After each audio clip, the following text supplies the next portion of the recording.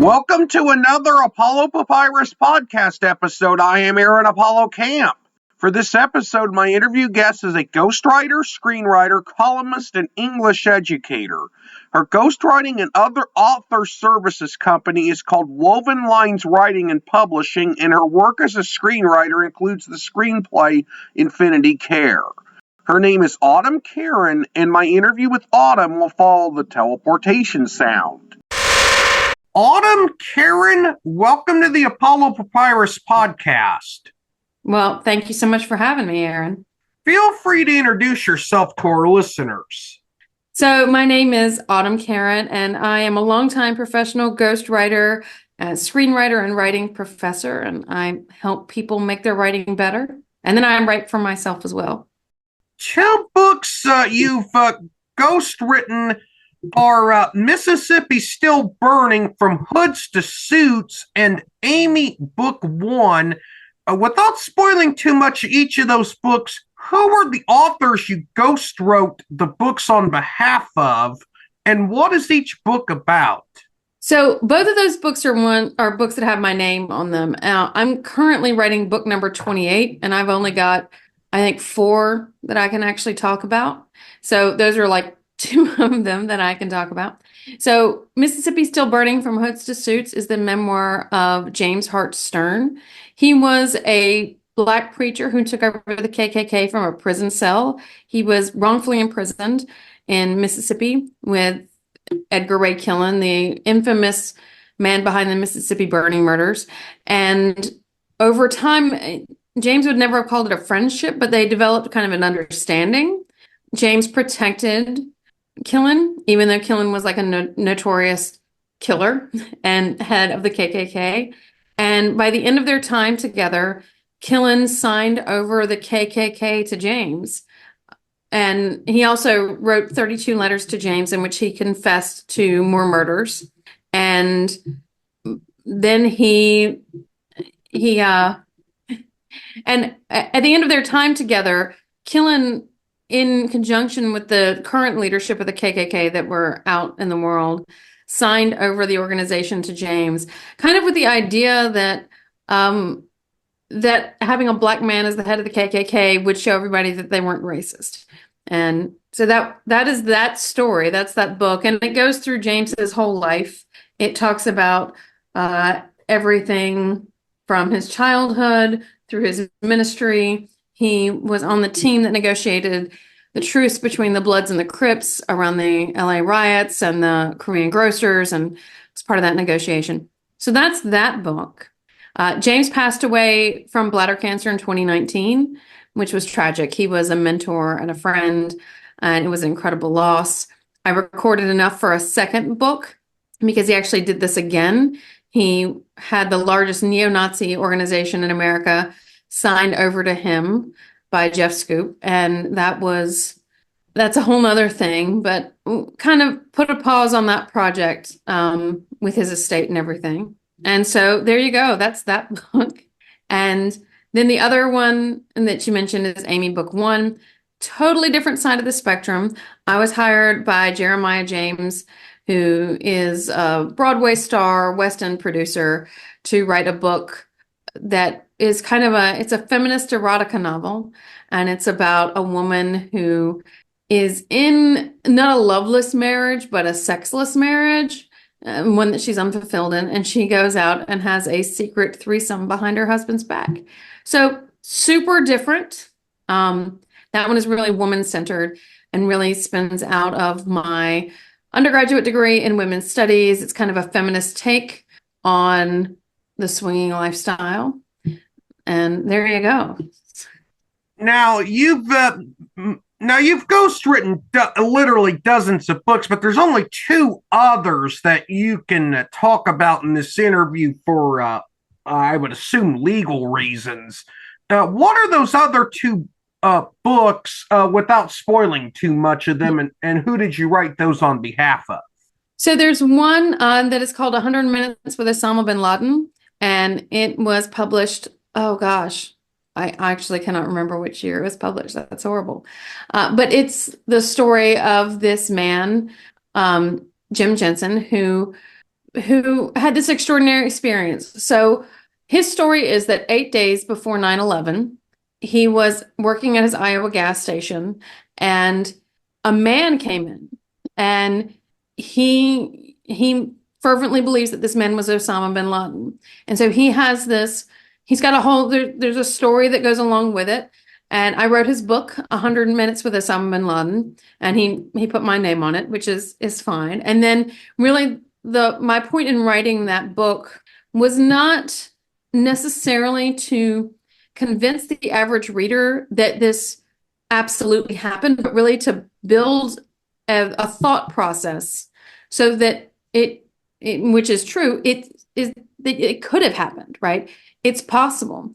I did tons of research into the 9/11 report, into CIA documents, into like all of the possibilities and whereabouts of bin Laden leading up to this, and then really wove a story, kind of dovetailing Jensen's own life with the rise of the Muslim community in Iowa City and near where he was living, kind of out in Iowa, so that it's possible, right, that this extraordinary experience really could have happened. So I think that was released in 2019. And so that has my name on it. Oftentimes when I write books, I don't necessarily have a long-term connection to them. So I kind of write them and then they're gone. The other one is one that's coming out, will be out probably next year. And it's completed and I've been given permission to talk about it. But I want to be a little bit protective of it. But it is I worked with a principal dancer in a major ballet company and wrote his memoir. Well, co-wrote his memoir. He was really like heavily in that process. It is his book. And that's one of the things about ghostwriting is that it's not always just turnkey. A lot of clients are really heavily involved and like it's their story. I'm just really more coaching them through it. And that was the case with this gentleman. And his memoir is extraordinary. One of my favorite books that I've ever written. And so my name will be on that one when it comes out. So that's about as much as I can say. And then I have several others that are at various stages that I'll be able to talk about when they come out. So there you go. What is it like to work with an author as a ghostwriter? And I understand there might be some commonalities and then some differences from one author to the next. Well, that's one of my favorite parts about this, really, Aaron, is that every client, every person I work with is different. And I get to know them and I get to kind of know their idiosyncrasies and their habits. When you work on a long form piece of content, especially a memoir, it's always a unique experience, but they are all different. So for instance, I had a client, and this has probably been 5 years ago, who was very adamant there was a strong wall between my work and the public nature of it.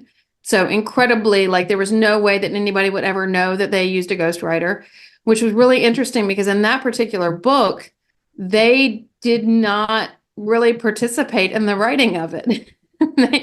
There were heavy chunks of it that were just fictionalized because they would say, you know what, here is kind of like the basic idea, and then you just write it and use your judgment. And so it is, I wouldn't say heavily fictionalized, but it is certainly heavily in their voice, but the specifics are out of my imagination. And so there's a lot of creative freedom in that, especially once you get into it. And then there are other people that are very involved in the process and they write big chunks of it themselves. And really at that point, I become kind of like an editor, and it's more about like coaching them through the next milestone and giving them a structure. What a lot of people are missing in book writing is not even necessarily the ability to write effectively. It's the ability to structure the book effectively and to know what to keep in and leave out. So a lot of my work is in that realm. It's like talking people through how can you focus your story? Because lives are big and broad. And then I've worked with fiction writers before. This has probably been 7 years ago. I actually worked with two authors who they had met in kind of a writing group. They had similar stories they found, and they made an attempt to like weave their fictional stories together. And it just didn't work, Aaron. Like it was an actual mess. So I spent several months doing a heavy developmental and voice edit on it so that that fiction book sounded like a single book instead of two different people's books, and kind of captured a voice that was in the middle, because they described things differently, and kind of the cadence of the dialogue and descriptions were disparate, and I had to pull them back together. So that's like a little taste of some of what I do. Does that make sense? A couple of my next couple of questions are going to be about aspects of your ghostwriting work. As a ghostwriter, how do you balance staying true and authentic to someone else's real life story? And this question applies to not just nonfiction, but fiction that's based on a true story, while crafting an engaging narrative for readers. So this is my personal belief of it, is that the truth is in the emotion over the details. So I really come at it from perception is relativistic anyway, right? There's all of this, all these studies and things about how if multiple people see the same event, they take different things away from it. So there's a piece of it that really lives in our imagination anyway. That's just how the human mind works. We want to think that things are concrete, but they aren't. And so perception is reality. And I really believe as a ghostwriter in that mantra that perception is reality. So if I'm capturing the emotional perception that someone had of an event, that's really what people are coming to a book for, right? And so readers, there's two different things. You want to mentally engage them and you want to emotionally engage them. And mentally engaging them, I don't think is difficult. With sufficient detail and threading the story, you can mentally engage somebody. Emotionally engaging them is more difficult. And I think that that's where the art of it is. So that's where my view on ghostwriting lives, is in the emotional engagement that people have with a text. And that also goes to, I'm also a screenwriter and a film producer and whatnot there. And this is the same thing that I teach my students. So I teach ghostwriting at the college level. I actually, you asked what books I have coming out. I have a book coming out with Innovation Inc., which is an imprint of Kindle Hunt Publishing. And that's going to be out next year. And it's a book on ghostwriting and the technique of it. And it's a textbook for learning how to ghostwrite. So I always come back to, and this is true in the text, the emotional resonance that a piece has, because that's what people leave a text with. It's like, what is that feeling that someone has when they put your book down, or they put a chapter down, or even they put a paragraph down? And we want to engage in that intentionally.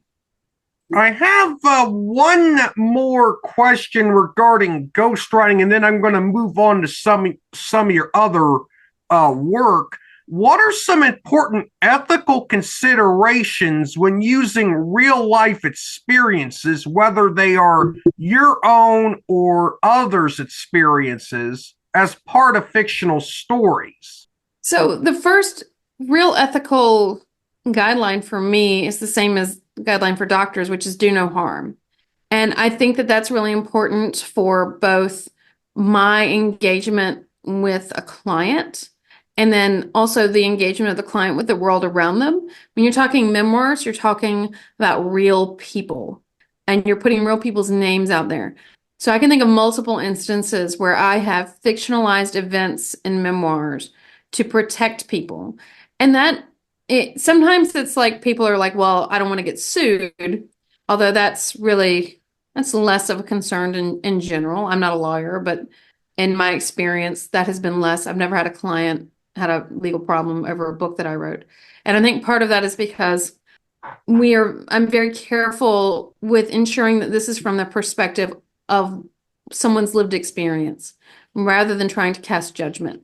And there's always a very tightrope.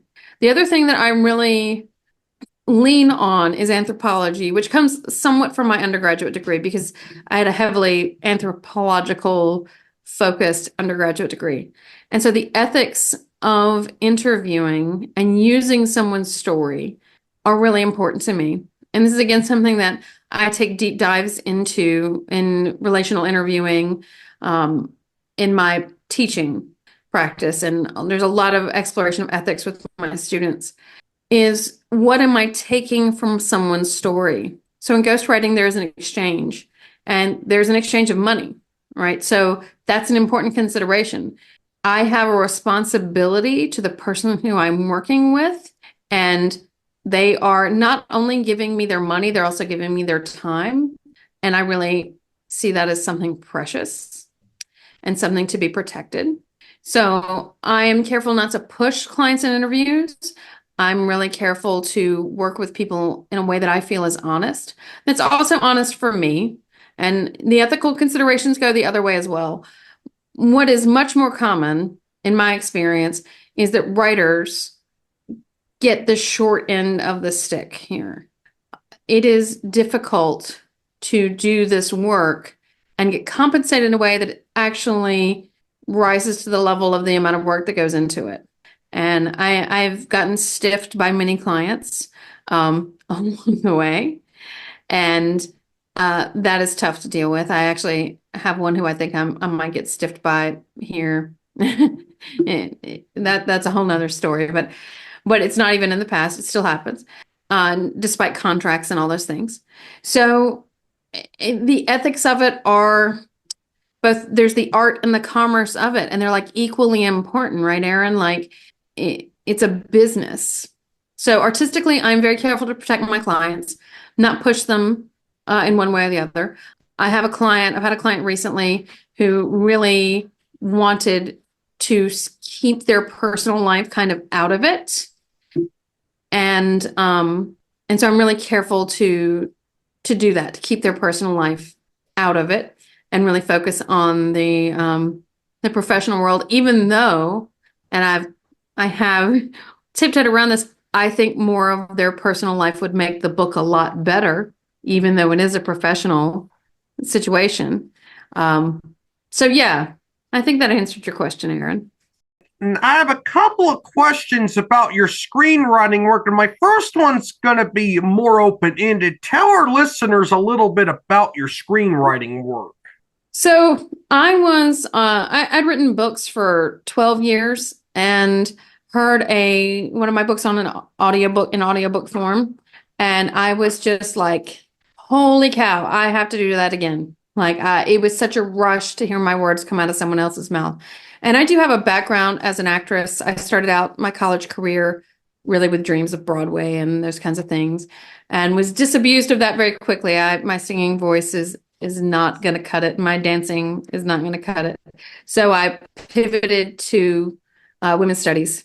And then it was many, many years later, I was actually in my late 30s when I decided to go back to school for screenwriting. And I had 3 kids, and I entered the screenwriting program at University of North Carolina School of the Arts. And it actually took me a couple of years of hemming and hawing about it, and my kids getting a little older before I was willing to do it, and jumped back in. And then it turned out that the screenwriting program at School of the Arts was just absolutely transformative, which is what I hoped it would be. And my cohort and I are incredibly close. I'm still close with a lot of my professors. And I wrote the first piece that I'd ever written for myself, which was a short screenplay called Infinity Care. And it is grounded in the experience of losing my daughter to epilepsy when she was 3 years old. And it was a fantastic experience. So that short screenplay, I wrote my first semester. It was the first screenplay I'd ever written. It was also the first time I had ever written anything not in someone else's voice. And I am currently in the process of producing it. I have an animator on board, and we'll start fundraising for that in the next few weeks, actually. Filmmaking is a long process. This is an animated short, sci-fi short, and it will take 15 months to 2 years to make before it's actually out. So yeah. My next question is about Infinity Care, which, as you mentioned, is about the loss of your own daughter due to epilepsy. How difficult was it for you personally and emotionally to produce Infinity Care? So that script was, I mean, it was monumental to write. Hermione, she was my daughter. She had something called Emmanuel syndrome, and it was not just her death. It was also the seizures for years before that. And when you have a child with special needs who is on the brink of death all the time, you live in this aroused, intense state constantly. Like you never actually let down. So it was a challenging, I mean, beyond a challenging 3.5 years that she was alive, and then she died very suddenly. And so revisiting that was deeply emotional. My mentor, Agatha Dominic, who is a remarkable filmmaker in and of herself, and I can never thank her enough, encouraged me to do that. When I came into the MFA program, I came in with a list of potential ideas for things. And Infinity Care, the concept was down on the list because it seemed too close and too intense. And when I pitched it to her in our first session, she said, "That's the one." She's like, "You clearly have the emotional attachment to that." And I couldn't even figure out how to structure it, how to formulate it. So Infinity Care is actually based on a recurring dream that I had of Hermione. And I'm a big sci-fi fan. It was kind of this science fiction, kind of bizarre dream. And I had it over and over and over again Hermione passed away 9 years ago, almost 10 years ago. So I had probably been having that dream for 5 years, 6 years by the time I wrote Infinity Care. And I'd written it out kind of as a short story prior to that, just not to share, just for my own edification, for my own personal like relief of it. And then that short story is what would go on to become this piece. And I cried over that screenplay. I would my youngest son was a few years younger at the time, and so I would be typing in bed and he would like come like, curl up next to me, and I would be typing late into the night and he would fall asleep, and I would just like cry while I was typing with my surviving son next to me. He was Hermione's little brother, so he was there. It was traumatic. I have 3 kids, 4 including Hermione. So it was deeply personal, and it is deeply personal, but it's also a personal mission to actually get it made, which is the difference in books and movies, Apollo. Getting a movie made it's nothing like publishing a book. It is such a heavier lift. It is a longer game. It is a bigger passion. You have to have so much fuel. So Infinity Care definitely offers me that fuel. I have a couple more, actually, I think 3 to finish out this interview. You're a contributor to Triad City Beat, which is an independent newspaper that serves the Greensboro, Winston-Salem, High Point metropolitan area, or the Triad, not to be confused with the Research Triangle, which is a different metro area in North Carolina. What topics do you write about in your articles for Triad City Beat? So I do a broad range of culture work for Triad City Beat, and let me just give a shout out to them.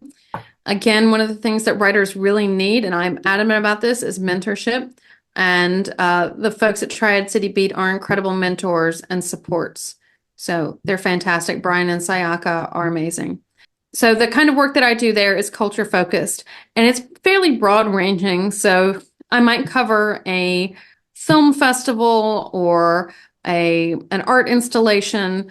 I did a piece over the summer on zine culture in the Triad. So zines are like, I don't know if you're familiar with zines, Aaron, but they're little like folded art and writing pieces. They're really fantastic. And we have a couple of zine fairs here.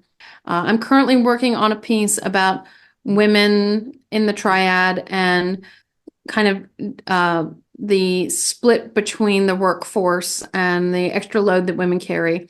Everything is always with a bent towards the other side of the story. So I'm not really interested in that work in surface level stuff. I want to see the next layer behind it.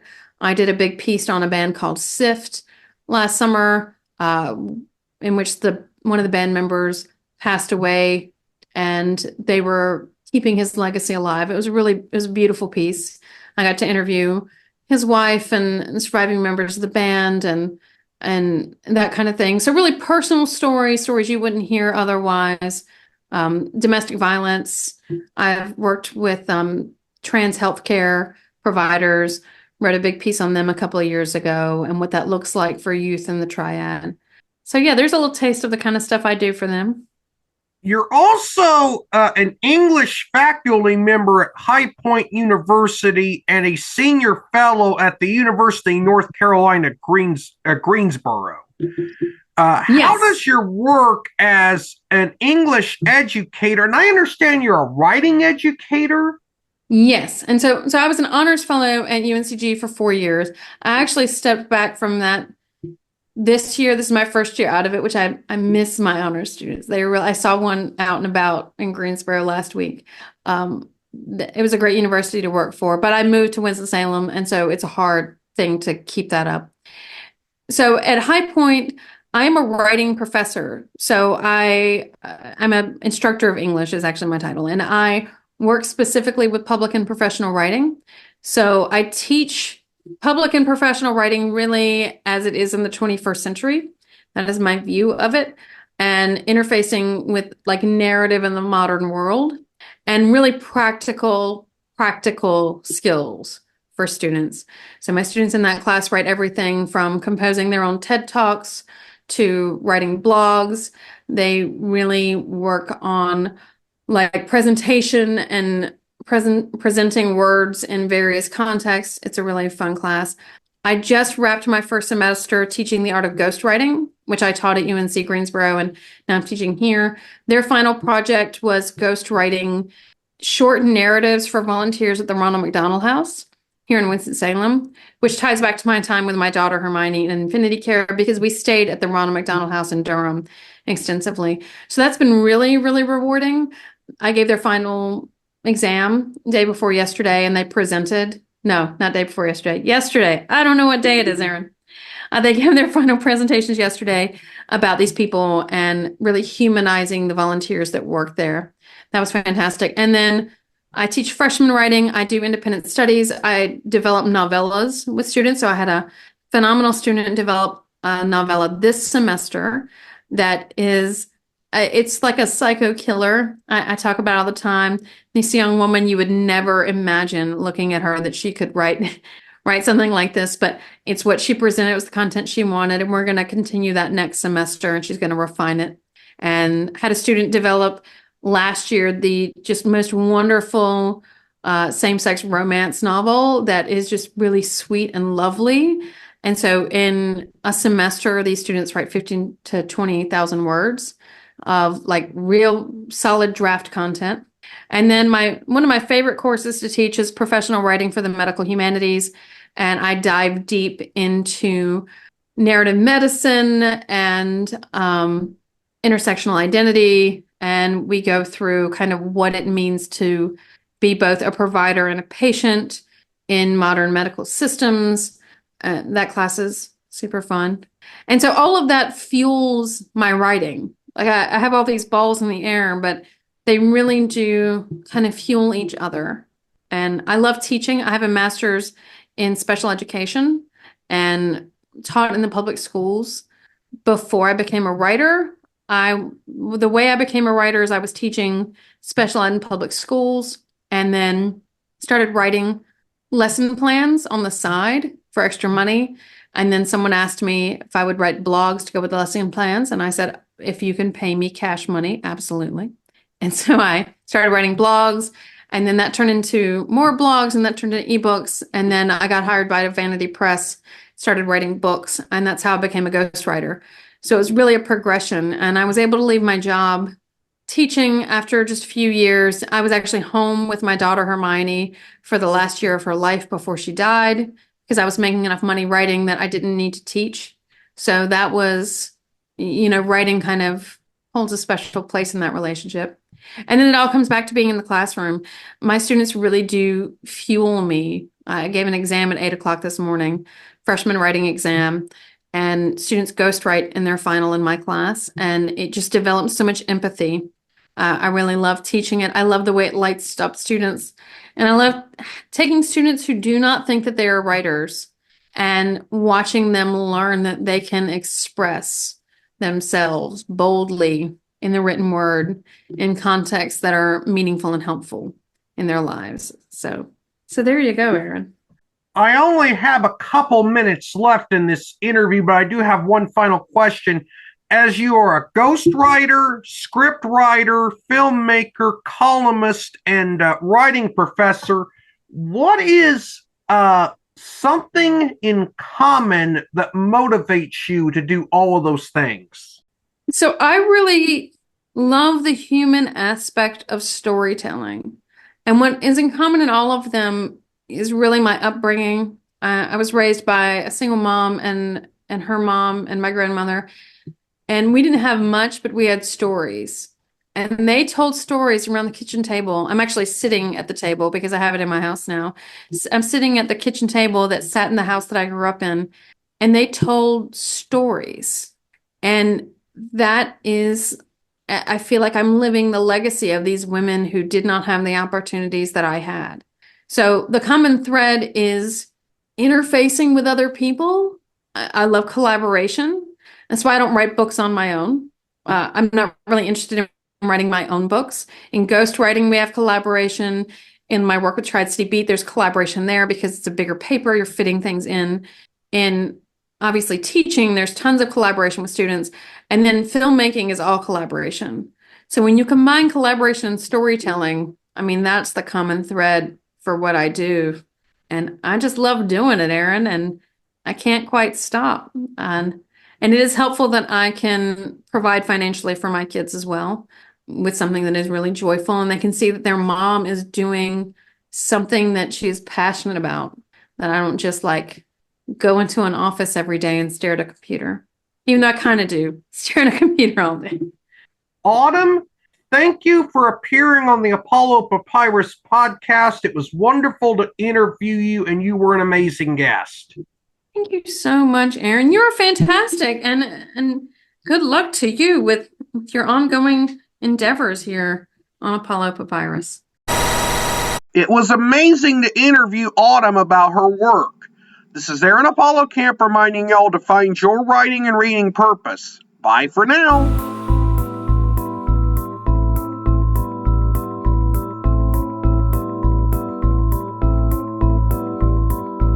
Copyright Aaron Apollo Camp, all rights reserved. This podcast episode is intended for the private listening of our audience. Any reuse or retransmission of this episode without the express written consent of the podcast host is prohibited, except under fair use guidelines. Royalty-free music and sound effects obtained from https://www.zapsplat.com.